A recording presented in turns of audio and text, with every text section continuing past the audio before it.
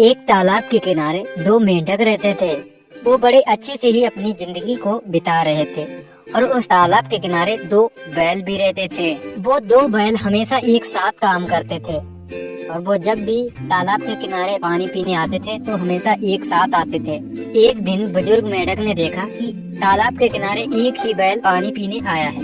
तभी बुजुर्ग मेंढक बैल से पूछता है, सुनो भाई, तुम्हारा दूसरा साथी तुम्हारे साथ पानी क्यों नहीं पीने आया है और वो कहाँ है? तभी बैल ने बड़े गुस्से से जवाब दिया, हम दोनों के बीच लड़ाई हो गई है। तभी बैल वहाँ से पानी पी के चला जाता है और बुजुर्ग मेंढक अपने बच्चों को सलाह देता है, जितनी जल्दी हो सके इस स्थान को छोड़ दो और हम कहीं किसी दूसरे तालाब पर चलेंगे। तभी मेंढक के बच्चे उसकी वजह पूछते हैं कि हम ये तालाब छोड़कर क्यों जाएंगे। तभी बुजुर्ग मेंढक कहता है, जिस स्थान पर नफरत और दुश्मनी हो रहा है वह स्थान किसी खतरे से खाली नहीं है। तभी उन मेंढकों में से एक मेंढक बुजुर्ग मेंढक से कहने लगा, भला उन बैलों की दुश्मनी से हमारा क्या ताल्लुक है?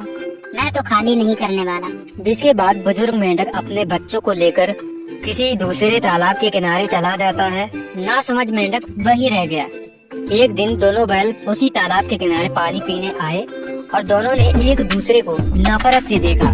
तभी दोनों में झगड़ा होने लगा।